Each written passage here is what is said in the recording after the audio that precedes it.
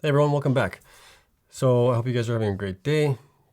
Market, Bitcoin, and the miners obviously had a bad day today. This is I want to talk to you about a couple of things here. So Bitcoin obviously falls below 44,000, which I was saying it might, and it actually did. So we're looking at 40,000 as our next possible support. We'll see how that plays out. We also have the Fed minutes, which kind of contributed to all the crash. Well, I wouldn't say this is a huge crash where we're down 5 or 6% on a day, so it's not that bad, but that contributed obviously to the fear or the FUD, and everything was pretty much selling off in the markets. We also have some Kazakhstan news. They turned off the internet for their citizens, it looks like, so that's causing the Bitcoin network hash rate to decrease by I think like 18%. So we'll look at that as well, and then we'll look at also a couple of stocks that I bought today. So I bought Rivian, Bitfarms, and Cleanspark. So let's get into the charts here really quick on Bitcoin. Take a look at see what they're doing. We'll get to the other topics as well. So we can obviously see that we had a pretty big downtrend today, slide on Bitcoin. On the daily, we went from basically, what was the high today? 47,000, which was our kind of support here, or resistance. We obviously touched it, came back down, flew by our previous support, which was at 44,746, and ended up at 42,570 roughly, and then came back up above it. And we can see this kind of trend line here that we're going down. On the RSI, we can see that it's going down as well. So this is actually, in my opinion, a good sign that they're both going down. Previously, we had Bitcoin going down, but the RSI was going up, which wasn't a good sign. And the reason, let's take a look and see how much we went down today. So from the high today down to the low, where was it? We went down basically almost 9% today from the high to the low. So obviously, pretty good drop, but we ended up the day down only, let's see here, take a look. We ended up today only down about 5.3% or so on the day. So not too bad considering the news that we did have. And here's the news that we had from the Fed. So the minutes came out today. The minutes from the Fed's December meeting indicated that officials are ready to aggressively dial back policy help. A couple other things that they mentioned in that was obviously the economy is doing really well. Jobs are doing really well. And there's a lot of cash in the market, basically floating around. Well, basically because they were printing the money machine. So that's out there. They also said one key aspect of the central bank's balance sheet was the subject of extended discussion, with policymakers pointing to a reduction in bond holdings in the coming months. And members expressed concern about inflation and said the job market is nearing full employment. Stocks slid following the release while government bond yields rose. Right, so this is all market fearful that we're going to get maybe more interest rate hikes. Obviously, that's one of the things that they mentioned in the minutes, was that they were looking to possibly use interest rate hikes as a way to kind of slow down the economy, basically. So that's a part that we got to watch. And that obviously gave fear to the market because higher interest rates obviously will slow down the economy, which they don't want. They want the economy basically booming. So that obviously led to that. And obviously the bond yields rising is a sign that, things are going to be cooling off a little bit here. That people are escaping stocks and going into bonds because bonds are a safer play, I guess. So that obviously came out. That led to everything falling down. Then you got the news from Kazakhstan. So Kazakhstan government resigns, shut down the internet amid protests, causing Bitcoin network hash rate to tumble 13.4%. No timeline exists as to when the internet will switch back on in the second biggest Bitcoin mining country in the world, after the United States. Right, so we had a lot of the miners that were in China during that late spring, early summer exodus of miners from China going into like the United States, Canada, and a lot of them went to Kazakhstan. I bet they're kicking themselves in the butt right now for going there. But they went there. The internet is obviously down for a little bit. We don't know when it's going to be back on. But on Wednesday, Kazakhstan, the second largest country in the world when it comes to Bitcoin mining hash rate, experienced an unprecedented political unrest due to a sharp rise in fuel prices. As a result, the country's presiding cabinet resigned, but not before the state-owned Kazakh Telecom shut down the nation's internet, causing network activity to plunge to 2% of daily highs. So that's obviously is to basically prevent bad news coming out of the country. The move dealt a severe blow to Bitcoin mining activity in the country, as per data compiled by Bitfarms.com. The Bitcoin's network overall hash rate declined 13.4% in the hours after the shutdown from about 205,000 petahash per second to 177,330 petahash. The country accounts for 18% of the Bitcoin network's hash rate activity. So just days prior, the Kazakhstan government removed price caps on liquefied petroleum gas used for car fuel to align with market conditions, which doubled its price overnight. Okay, ouch. Sparking violent protests at the time of publication, the internet remains inaccessible in Kazakhstan. If extended, the consequences could be severe as the internet services aside. The Data Centers Industry and Blockchain Association of Kazakhstan expects the country to generate 1.5 billion from legal currency mining and another 1.5 billion in illicit activity over the next 5 years. So obviously that is a huge driver for them. The country's low energy prices have attracted both domestic and foreign entities to set up shop for Bitcoin mining. According to global petrol prices, electricity in Kazakhstan costs on average just 0.05 cents per kilowatt for businesses, a fraction of the 1.12 cents per kilowatt paid by U.S. businesses right now. So that's the case there, which obviously leads us to believe that 18% of the total hash rate in Bitcoin, as we see it now, is obviously going to probably drop down to, if we go 18%, we're looking at 18, close to probably 15, 33 million or so. So that'll drop down to approximately 142 million terahash per second. So that, in another way, is kind of going to be good for the miners, because at least we don't know how long the internet's going to be out in Kazakhstan, but for the time being, the miners that are on in the United States, Canada, and places like that for Hut 8, Mara, Riot, Hive, DigiHost, all those guys, they're going to be earning a little bit more for the next possibly day or so because the hash rate has gone down. I don't know how much it's going to affect the difficulty rate, because we've seen the hash rate obviously go up ever since July, but we'll monitor it. We'll see what happens there. So that's it all I have for those news. And then I want to talk to you guys, obviously, the 3 stocks that I invested in. So I invested in Rivian, and Cleanspark and Bitfarms. So I bought Rivian, another 7 shares of that at 92.96. I have a total shares of those now at 35 shares total at an average price of 103.89. And then I added some shares of Cleanspark at 904 today, 50 shares of those, and then I bought Bitfarms as well, 100 shares of those at 496 today. And the reasons that I bought them, I'm going to get into them right now with you guys. So I want to be transparent. I do own Hive as well, and I do own Coinbase as well, and some other Bitcoin, Ethereum, and some other coins like that. So let's take a look at the reasoning here. So we know that Rivian just became public not too long ago.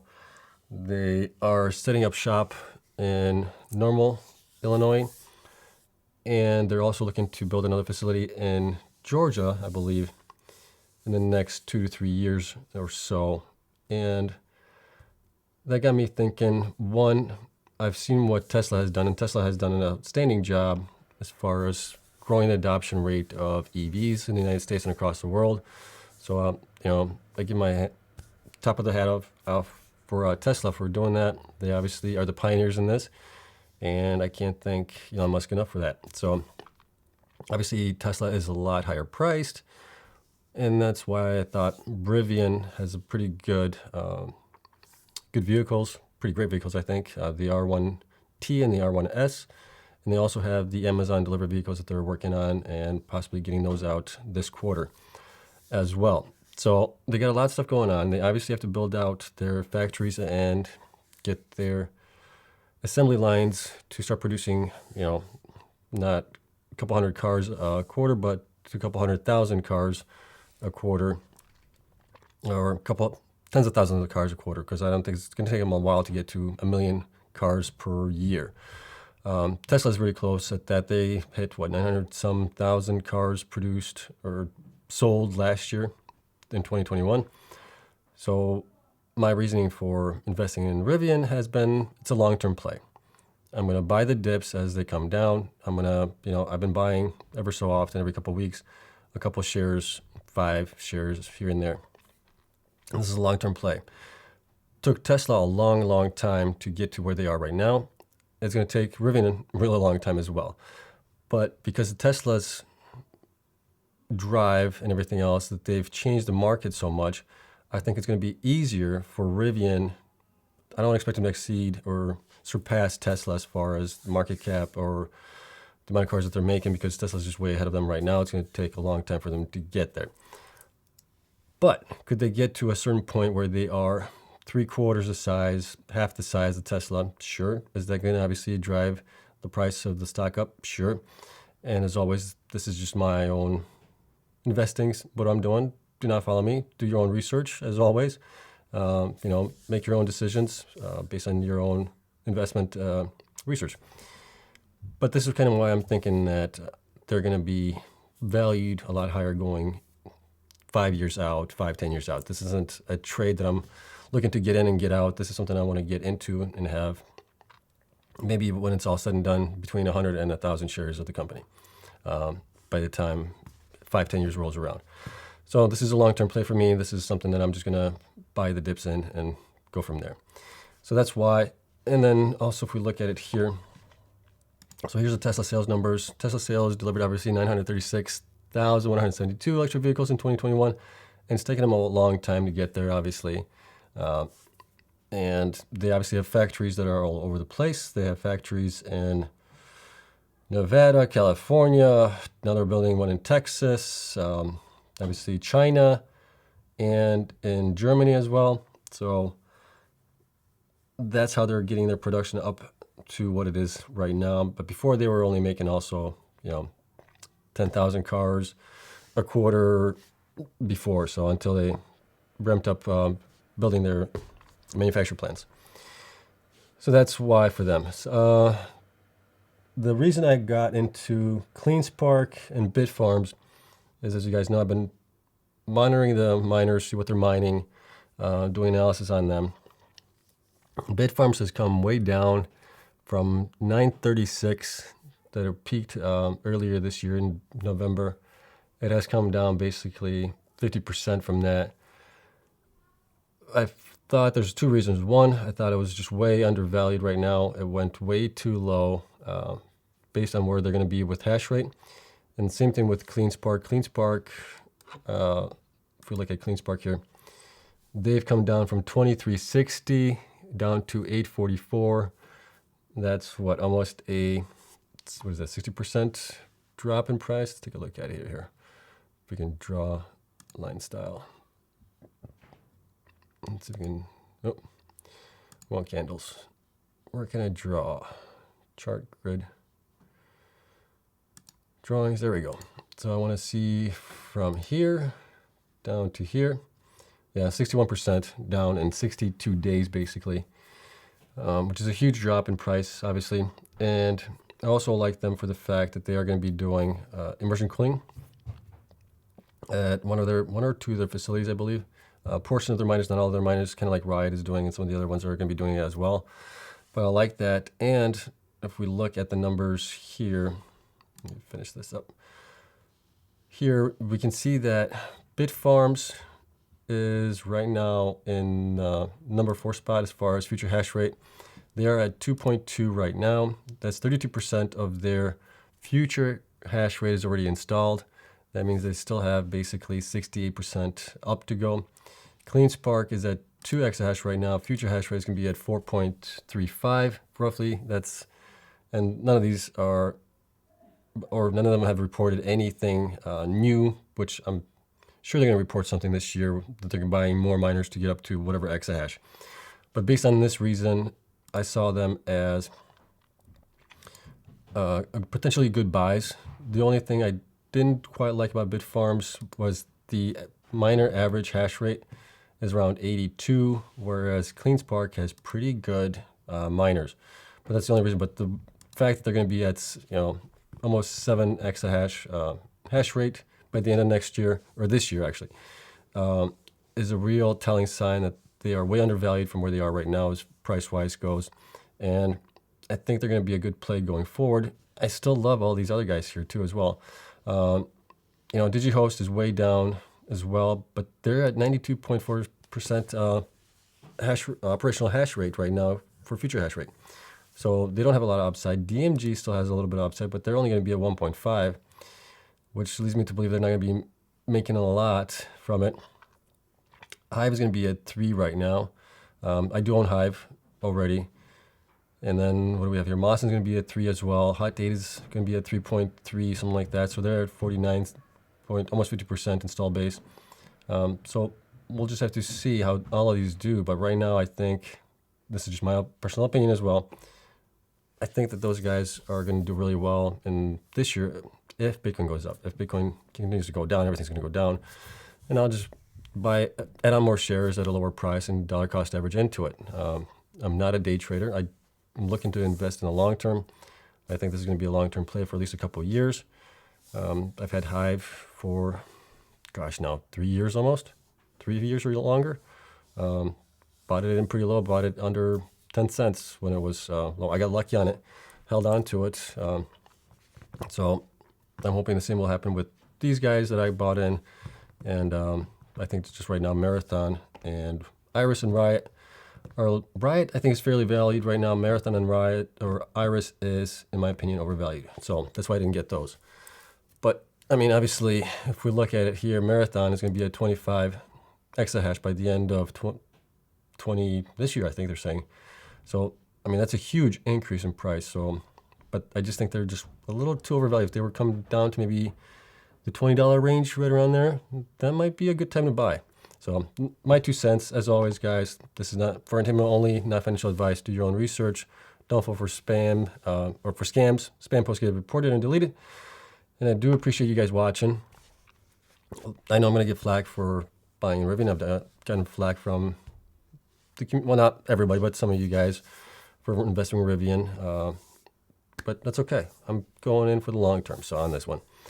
And then I'm sure we're going to get flack for getting Bitfarms and Cleanspark, and why not something else, which is fine. I love all these stocks here that are miners. I'm big into Bitcoin and Ethereum, so I'm rooting for all of them to do well. I want them to do really well. I want them to get the best miners they can at the lowest, cheapest rate that they can. So I'm rooting for them all. But that's it. That's all I got for you guys. Hopefully things turn around tomorrow. We'll see how things go. But yeah, right now it's not looking good in the market. And like I said before, sometimes it's just a good buying opportunity right now. It's timing the market, not timing the market. So take that for what it's worth. Thank you guys so much for watching. I'll see you guys in the next one. Until then, have a great day and bye.